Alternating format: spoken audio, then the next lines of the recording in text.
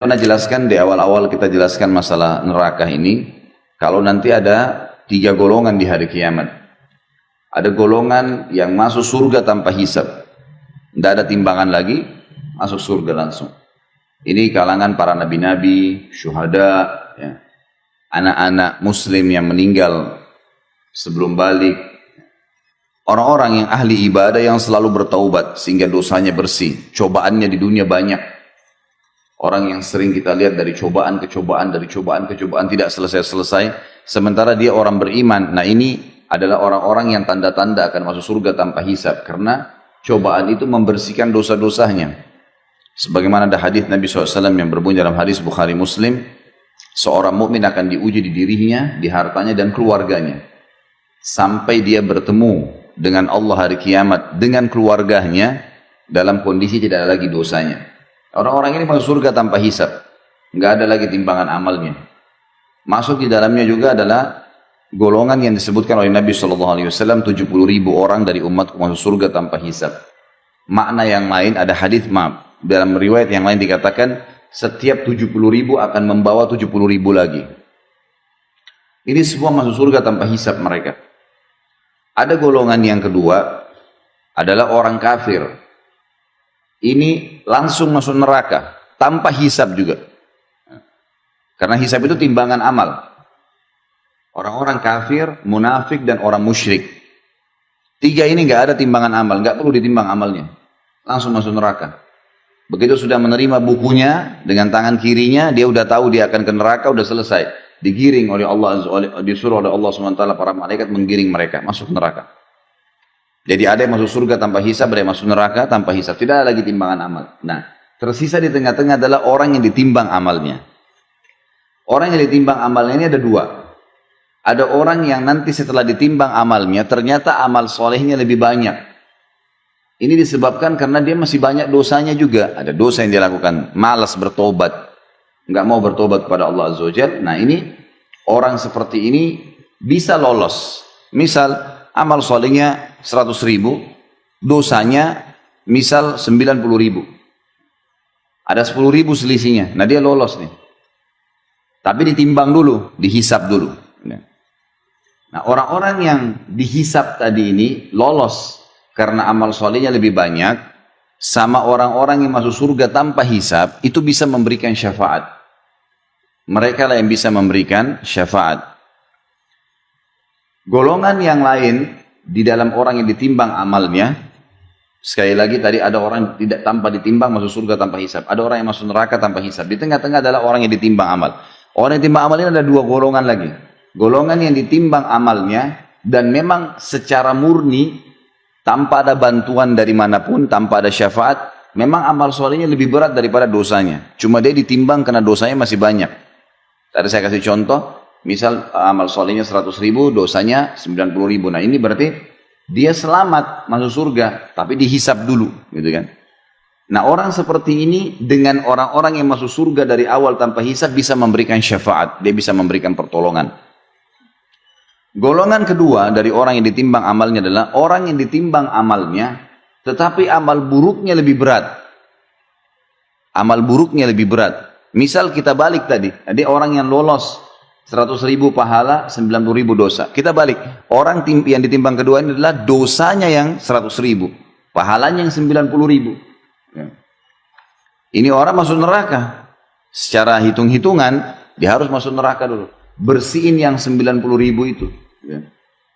Tapi di sini ada banyak pendapat ulama. Yang pertama dikatakan, kalau dosanya 90.000, dosanya 100.000, ini misal, pahalanya 90.000, maka dia disiksa di neraka sesuai dengan kadar selisihnya saja. Bukan semua dosanya. Karena dia punya amal saleh. Dia punya amal saleh. Jadi misal kadarnya cuma beda 10.000 ya. 10.000 itulah yang disiksa di neraka. Karena yang lainnya dianggap berimbang dengan amal salehnya. Makin banyak dosanya, makin lama di neraka. Misal kalau selisihnya banyak sekali, dosanya 100.000, mungkin amal solehnya cuma 1.000. Ini berat buat dia, dia akan disiksa. Bahkan ada orang hari kiamat, amal solehnya tidak ada sama sekali. Kalaupun dia ibadah, sholat, riya. sedekah ria, atau tidak ada yang dia buat, mungkin cuma seumur hidupnya cuma 2 kali sedekah. Mungkin ada orang cuma 2 kali sholat, muslim tapi tiap hari buat dosa, dusta lah, dengar musik lah, inilah, itulah, zina lah, macam-macam. Dosanya banyak. Nah ini berat ini, dia akan masuk neraka sampai bersih dosa-dosanya itu kan. Nah, baik. Jadi di sini orang yang ditimbang amalnya, yang kedua ini adalah orang yang dosanya lebih berat, lebih banyak daripada amal solehnya, dia akan masuk ke neraka. Kita masuk ke bahasan kita masalah syafaat. Orang yang masuk surga tanpa hisab tadi, dengan orang yang sudah lolos murni memang karena pahalanya banyak, dosanya ada tapi pahalanya lebih banyak, mereka boleh memberikan syafaat. Yang diberikan syafaat adalah orang yang tadi ini, yang ditimbang dosanya lebih banyak daripada amal solehnya. Tidak ada syafaat bagi orang kafir, nggak ada syafaat untuk orang munafik, nggak ada syafaat untuk orang musyrik. Yang kekal-kekal di neraka ini nggak ada syafaat, nggak ada pertolongan buat mereka, nggak ada orang-orang ini keluar dari neraka selamanya abadi. Yang kena syafaat hanya golongan kedua tadi yang ditimbang amal itu, hanya itu saja. Yang lain nggak ada lagi. Ini yang dimaksud dengan syafaat. Nah yang memberikan syafaat tadi adalah orang yang lolos murni karena pahalanya lebih banyak, dan para orang-orang yang masuk surga tanpa hisab. Amin. Dibersihkanlah. Nah, orang-orang yang masuk neraka dulu dari orang yang ditimbang amalnya, dari kaum muslimin atau kaum mukminin, orang yang beriman. Di dalam ilmu agama kita diberikan istilah dengan usatul mukminin. Usat itu maksudnya ahli maksiat. Maksiat, usat itu artinya orang-orang yang berbuat dosa, tidak sempat taubat, mereka masuk neraka nih. Nah, pada saat masuk neraka, disinilah saatnya syafaat. Saatnya syafaat. Diberikanlah syafaat ke mereka dari kerabatnya, dari teman-temannya. Bahkan Nabi Muhammad SAW sendiri memberikan syafaat. Gitu kan. Nah di sini akan dikeluarkan mereka. Tapi mereka sudah masuk ke neraka. Dan Allahu a'lam berapa lama. Gitu kan. Allahu a'lam. Ada juga pendapat ulama mengatakan, syafaat orang-orang yang masuk surga tanpa hisab, mereka bisa memilih kapan mereka memberikan syafaat. Mereka bisa memilih kapan memberikan syafaat. Misal sebelum masuk surga pun Nabi Muhammad SAW dan para nabi-nabi bisa memberikan syafaat sebelum masuk surga. Jadi masih selesai timbangan amal, orang-orang masih pada lewat di atas sirat, itu sudah ada syafaat-syafaat mereka. Ada orang-orang yang dapat syafaat. Contoh misal, ada orang dosanya 100.000, tadi pahalanya 90.000, selisihnya kan 10.000 ya. Nah dia mendapatkan syafaat nih, syafaat nabi-nabi, syafaat Nabi Muhammad SAW misalnya, syafaat seorang keluarganya yang mati syahid. Maka dosanya dibersihkan, dosanya dibersihkan. Mereka lolos karena diberikan syafaat oleh orang-orang yang masuk surga tanpa hisab. Ada juga orang yang dapat syafaat tapi bukan dari golongan yang masuk surga tanpa hisab, cuman dari kerabatnya yang lolos tadi timbangan amal tapi sedikit.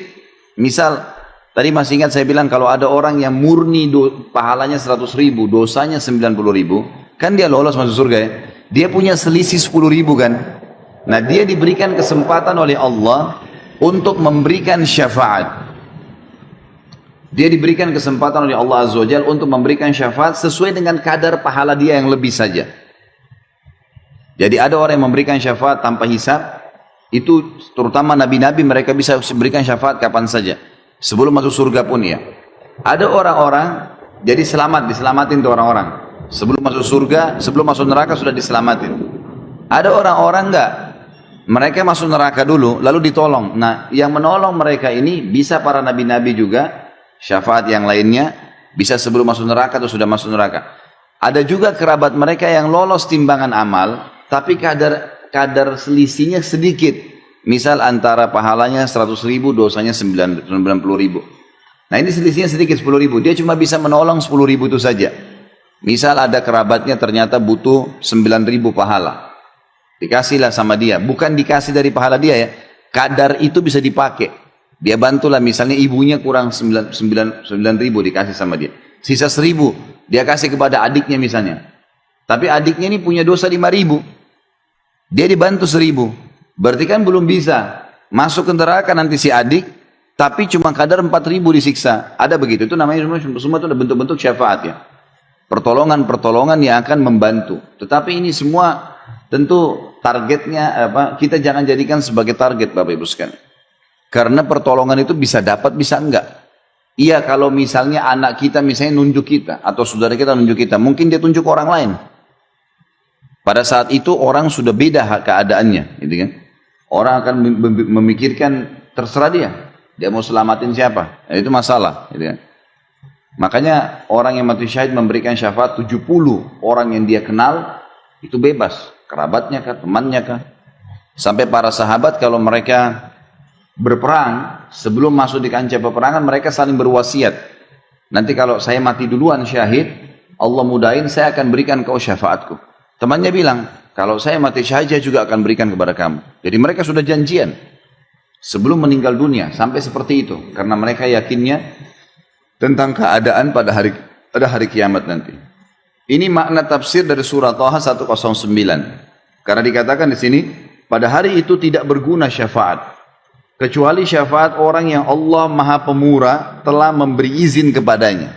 Diberi izin karena dia lolos memang tanpa hisab, atau dia memang dasarnya lolos karena amal solehnya lebih banyak.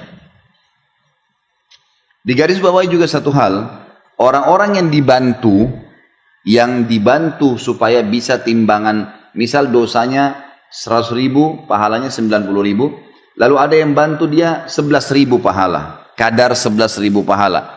Jadi akhirnya pahalanya lebih banyak sekarang, 90.000 sementara dosanya 89.000, kan gitu. Orang ini lolos masuk dalam surga. Dia juga lolos berkat pertolongan orang. Tetapi melewatin sirat dia terkoyak.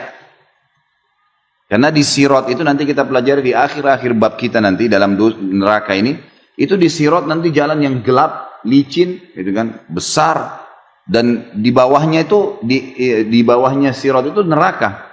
Apinya kelihatan, malaikat di kiri kanan mencambuk orang yang masuk neraka. Ada orang yang lolos seperti bulan purnama, terang. Ada orang seperti bintang-bintang, ada orang seperti menunggangi kuda. Ada orang seperti berlari, ada orang yang berjalan dan terkoyak. Nah terkoyak ini karena ada besi-besi tajam di antara sirat.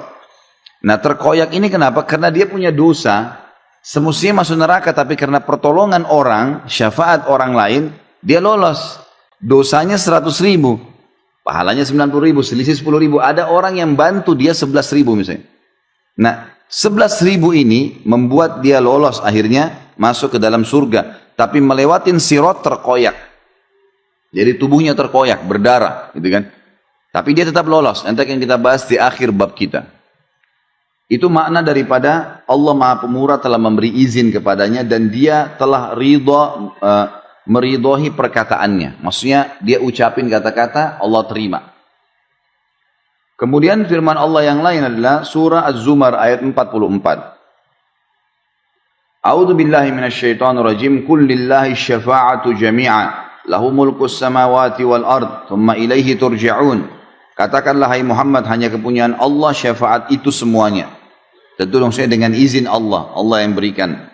Kepunyaannya ya. Dan ini Bapak Ibu yang sudah tahu tentunya saya bisa ingatkan kembali, kalau nya besar berarti di tengah-tengah huruf begitu Allah kembali kepada kata ganti Allah, sama dengan dia, D-nya biasa dibesarin, nah, itu berarti kata ganti Allah. Kepunyaannya ya, kerajaan langit dan bumi, kemudian kepadanya lah kamu dikembalikan. Saksi bahasan kita adalah masalah hanya kepunyaan Allah syafaat itu. Jadi Allah Azza wa Jalla yang memberikan kesempatan. Kalau enggak maka tidak bisa mengeluarkan atau memberikan syafaat. Ya, tidak bisa memberikan syafaat. Selanjutnya kita lihat surah Zukhruf ayat 86. Ini di buku kita tidak ditulis soalnya. Ayatnya buka surah Zukhruf ya. A'udzu billahi minasyaitonir rajim. ولا يملك الذين يدعون من دونه الشفاعة إلا من شهد بالحق وهم يعلمون. Dan sembahan-sembahan yang mereka sembah selain Allah, patung kah, pohon keramat kah, atau apa saja, tidak dapat memberi syafaat. Akan tetapi orang yang dapat memberi syafaat ialah orang yang mengakui yang hak, tauhid, beriman kepada Allah, dan mereka meyakininya. Kita bahas sekarang hadis Nabi SAW. Tadi beberapa ayat Al-Quran yang menjelaskan tentang syafaat. Dan sudah saya rincikan tadi seperti apa syafaat pada hari kiamat itu. Di dalam hadis riwayatkan Imam Bukhari dan juga Imam Muslim, Abu Sa'id Al-Khudri radhiyallahu anhu meriwayatkan dari Nabi SAW, yadkhulu ahlul jannatil jannata wa ahlun nari nara. ثم يقول الله عز وجل أخرجوا من كان في قلبي مثقال حبة من خردل من إيمان فيخرجون منها قد اسودوا فيلقون في نهر الحياة فينبتون كما تنبت الحبة في جانب السيل ألم تر أنها تخرج صفراء ملتوية. Ahli surga pada saat sudah masuk ke dalam surga, semuanya sudah masuk ke dalam surga, dan ahli neraka sudah masuk ke neraka. Kemudian Allah Azza wa Jalla berfirman, keluarkanlah siapa saja dalam hatinya terdapat seberat biji sawi dari keimanan. Keluarkan siapa saja dalam hatinya terdapat seberat biji sawi keimanan. Lalu mereka dikeluarkan dari neraka dalam keadaan telah menjadi hitam. Lalu mereka dilemparkan di sungai kehidupan, sebuah sungai kehidupan. Sungai kehidupan ini ada di depan surga, di depan surga. Sungai khusus untuk dipakai memandikan atau membersihkan orang-orang yang sudah hangus di neraka. Lantas mereka tumbuh seperti biji yang tumbuh di samping aliran air. Kita lihat kalau misalnya ada got atau ada aliran air, biasanya karena lembabnya sampai tumbuh rumput-rumput kecil, ya, tanaman-tanaman kecil. Nah seperti itu. Nanti ahli neraka ini mereka terbakar, hangus, belang-belang, lubang badannya, tapi nggak mati. Na'udzubillah, tapi nggak mati. Maka mereka dikeluarkan oleh orang-orang yang menolong mereka, yang memberikan syafaat, dibawa keluar. Lalu dimasukkan ke dalam sungai kehidupan. Maka mereka dicemplungkan di situ, dimasukkan, lalu mereka tumbuh seperti tumbuhnya bunga atau pohon yang kecil di samping aliran. Tidakkah, kata Nabi SAW, kamu tahu bahwa biji tersebut yang baru tumbuh dalam keadaan kekuning-kuningan lagi lemas, ya, seperti itulah mereka akan tumbuh. Hadis ini memberikan pelajaran kepada kita tentang adanya syafaat, pertolongan. Ahli neraka dikeluarkan yang bermaksiat kepada Allah, tapi ingat, hanya orang mukmin yang bermaksiat. Orang kafir, fasik, orang kafir, munafik dan musyrik, dosa-dosa musyrik besar, menyembah selain Allah, ya, dan seterusnya, menyembelih kepada selain Allah, ini semua tidak bisa keluar, tidak bisa dapat syafaat. Kemudian hadis selanjutnya adalah hadis riwayat Imam Muslim dari sama Abu Sa'id Al-Khudri radhiyallahu anhu meriwayatkan sabda Rasulullah SAW, adapun ahli neraka yang memang penghuninya, maka mereka tidak mati dan tidak pula hidup di dalamnya. Siksa yang luar biasa, hangus, terpotong badannya, ya, lobang-lobang tubuhnya, nggak mati. Maka tidak bisa dikatakan mati, tidak juga dikatakan hidup. Tersiksa luar biasa. Dan setiap kali mereka sudah hangus, hancur badannya, dikembalikan oleh Allah SWT lagi utuh. Kemudian disiksa lagi. Proses mengutuhkan tubuh mereka juga sudah sakit. Plus lagi disiksa kembali, dibakar, dicincang, dilubang-lubangin, makan macam-macam makanan yang merusak tubuhnya. Tetapi manusia yang dibakar api akibat dosa-dosa mereka, maka Allah betul-betul mematikan mereka. Kalau seandainya ada orang yang tadi orang mukmin yang berbuat dosa, kemudian habis dosanya nih, udah habis dosanya, maka dalam hadis ini dikatakan Allah mematikan mereka, sudah nggak bisa buat apa-apa, gelimpang, tidak diutuhkan lagi kembali, hingga ketika mereka telah menjadi orang. Ketika mereka telah menjadi arang, sudah hangus, ya, seperti kita tahu kalau kayu bakar, terbakar, sudah lubang-lubang, hitam, maka diizinkan untuk diberi syafaat. Lalu mereka dibawa berkelompok-kelompok, dikeluarkan semua, oleh para malaikat dibawa, tapi dalam kondisi mereka tidak bisa buat apa-apa. Lalu disebarkan di sungai-sungai surga. Kemudian dikatakan, wahai ahli surga, berkumpullah bersama mereka. Lalu mereka tumbuh seperti biji-bijian tumbuh yang di tengah buih banjir. Jadi maksudnya nanti orang-orang ahli surga akan memberikan syafaat. Dia sebutkan misalnya siapa, atau dia datang sendiri menunjuknya, malaikat akan mengambil siapa yang ditolong itu. Tapi dalam kondisi memang orang-orang mukmin yang sudah dapat syafaat ini dalam kondisi sudah lemah, sudah nggak bisa bahasakan di sini, mati. Tapi kan kita sudah tahu ya, tidak ada kematian di akhirat. Jadi ini cuma bahasa mati, artinya sudah tidak diperbaharui lagi oleh Allah SWT. Karena ahli neraka yang masih punya dosa, apalagi orang kafir, naudzubillah, terus rusak diperbaikin, disiksa lagi, rusak diperbaikin. Begitu, tidak ada batasnya, kekal selamanya. Maka orang-orang ini akan dikeluarkan oleh para malaikat lalu dibawa ke sungai. Lalu dikatakan ke sungai di depan surga. Lalu dikatakan kepada penghuni surga, kumpullah. Maksudnya kumpul di sini ada hadisnya nanti menjelaskan. Orang-orang ahli surga memercik-mercikkan mereka dengan air itu. Di sungai kehidupan tadi. Dipercik-percikkan dengan air. Sehingga mereka ya jadi seperti kayu yang sudah terbakar seperti arang lalu disiram. Terus ya sampai mereka tumbuh seperti tumbuhnya tanaman atau biji yang ada di antara buih air gitu. Jadi mereka tumbuh di dalam sungai itu. Hadis selanjutnya, hadis yang diriwayatkan oleh Imam Ahmad dan ini disebutkan sahih sesuai dengan syarat Imam Muslim. Abu Sa'id Al-Khudri juga radhiyallahu anhu menuturkan bahwasanya Rasulullah SAW bersabda, "Sayakhruju nasun minan nari kad ihtaraku wa kanu mithlal humam." Thumma la yazalu ahlul jannati yarushuna alaihim al-ma hatta yambutuna nabatal gutha'i fis sail. Orang-orang akan dikeluarkan dari neraka dalam keadaan telah terbakar dan mereka sudah seperti arang. Arang kita tahu sudah hitam, bolong-bolong gitu kan. Kemudian ahli surga terus menerus mencipratkan air pada mereka hingga mereka tumbuh seperti tumbuhan yang lemah di aliran air. Di sini maksudnya tentu hadis Rasulullah tidak bisa dibaca satu-satu ya. Ini saling menguatkan. Artinya kalau kita tarik dari 3 hadis ini, ahli surga akan berikan syafaat dulu. Saya mau tolong si fulan, saya mau tolong si fulana. Misal, Allah izinkan dia. Maka diambillah orang tersebut. Baik dia tunjuk, dia jemput, dia tanya, sampaikan. Maka malaikat mengambil. Lalu dikeluarkan, dicemplungin di sungai kehidupan tadi, di depan surga. Nah, ada riwayat tadi yang pertama dikatakan begitu mereka ditaruh, mereka tumbuh seperti tanaman yang lemas di pinggiran saluran air. Riwayat yang kedua dan yang ketiga menjelaskan ahli surga memercikkan mereka dengan air tersebut. Jadi terus disiramin sampai mereka tumbuh utuh menjadi manusia yang utuh. Jadi seperti warna kekuning-kuningan tadi kata Nabi SAW. Seperti pohon yang baru tumbuh. Warnanya indah, tapi masih lemas ya, dalam kondisi memang lemas. Hadis selanjutnya, hadis diriwayatkan. Hadis ini disahihkan oleh Syekh Al-Albani dalam silsilah hadis sahihah.